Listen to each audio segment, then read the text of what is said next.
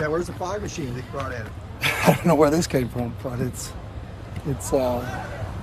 lovely Southern California. It was like this Saturday down on this section.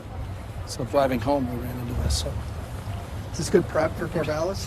yeah, Corvallis is good. I don't think Corvallis will be like what we had this past Saturday, but it looks like it's supposed to be mid-60s, and it's a fun place to play. So looking at the film, what was kind of your takeaways from that second viewing of the game? I thought our defense played outstanding. I think the effort that whole group displayed throughout the entire game, and it was at all levels. I think the back end played really well. In terms of coverage against some really good receivers, and I thought our guys did a great job containing a very mobile quarterback, because Cam had presented a lot of problems for most people with his feet, but he was a guy that scrambles to throw. That's when a lot of their big plays occurred, especially in the first 4 games. So they did a good job at containing the quarterback. Obviously shut down the run game, kind of made them a one-dimensional operation. And so defensively, really, really impressed with the effort and what our guys did. Piggybacking off of that, because I asked Carl after the game about, playing against quarterbacks who can extend plays, especially, how last year went, some of those games. What do you, attribute the improvements? I think, number one, it's the players. I think there's a lot of those guys on that side of the ball. And we've talked about it before that are in year 2 of those Darius, the Murphs, Latu, Gary Smith, some of those guys. Carl's improvement as a player. I think you watch how he's developed here. I thought CBS gave us some really good work. We got a little bit more speed on the field to contain him like that. And then I thought Dan and our coaching staff put in a really good scheme to contain a really good players. You made a change at Holder for kicks. What went into that? Just the work that those guys do during the week, and it's a lot more convenient for a punter/kicker to be the holder. So I think everybody in the NFL does it that way. Just the practice time that those guys have, they can do a ton of work between while we're in individual drills. We're doing 7-on-7, we're doing 11-on-11. So Blake is a tremendous athlete. He may be one of the better athletes on this football team. He could play wide receiver for us. He could play DB for us. He's a really talented player. So just trying to exploit some of his athleticism. Because the biggest thing with a holder is if the play breaks down, what do? And that's sometimes I think the issue when you don't want to have a kicker or a punter be the holder, because if the play breaks down, what you can do. But I think with Blake, if for some reason there was an errant snap where the play broke down, that he could do something with it because of his athleticism. I can't help but notice it is 4 games into the season. Is Ethan redshirting? We haven't talked about that. What have you talked to about the backup quarterbacks now? Clearly Dante's a starter. What have been your conversations? I think they're one chin strap away from helping us win football games. So every single guy in that room is preparing like they're the starter, because you have no idea when your opportunity is going to come and what's going to happen in those situations. So Ethan's awesome. Ethan prepares every day like he's going to be the starter. We get, because of the way we train and the reps that we get, he does a really good job, in terms of taking advantage of the experiences that we're giving him on Monday, Tuesday, Wednesday. And if he went in a game for us, I'd be really excited about what he can do for us. We're talented at that position. What's your overall assessment of the job Jonathan Smith's done up at Oregon State? Jonathan's done an unbelievable job up there. I think you look at last year, I think they were a 10-win team. They were double digits up there. They're tough, they're physical, they run the ball really, really well. His signature's all over that program. I'm really impressed with, what he took over and where he took it. He was there as a player and was a great player. And, on bowl games when he was there as a quarterback, and then he's got them back to where he was playing. So it's impressive. One of the top teams in the country for a reason. Oregon State's ground game seems to be their offensive strength. Do you agree with that? And what challenges they present? I think their whole offense is a strength. They just put 52 on a really good Cal defense, and Justin Wilcoxon and Peter Sherman can coach defense, and they were rolling in that game. They put 35 on Washington State, and a loss, their only loss of the season. But they're balanced. I think DJ's playing really, really well. I think their play action game off of their run game is something that you really got to be prepared for, because you just can't gang up on the run game. They got speed at receiver.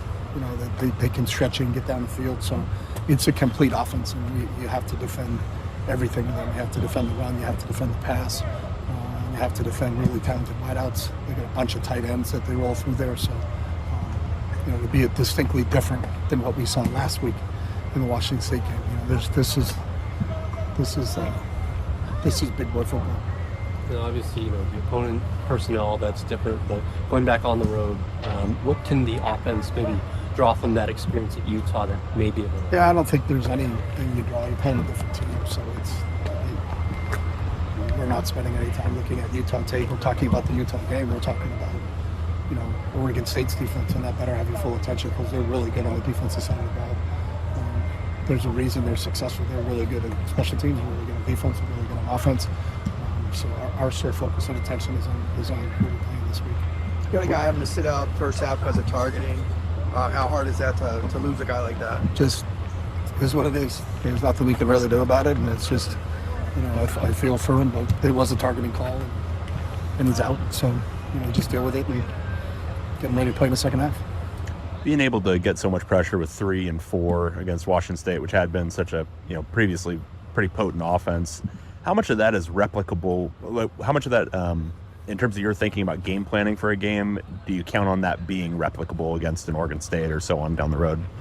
You know, I think each week is different, but I know we have talent in our defensive front, so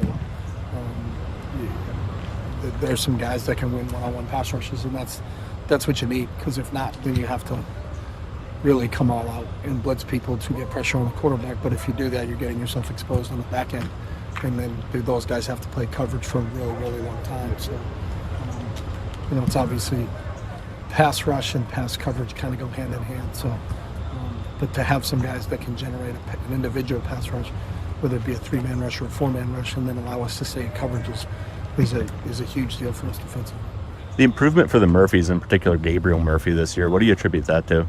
I just think it's year 2, and they're both a year older, and they're a lot more comfortable. And, for all those guys, you know, for Gary, for Darius, for Matthew, for Gabe, for Grayson. I think Gabe and Grayson are both playing outstanding right now. The two of them are. And they just it's like anything.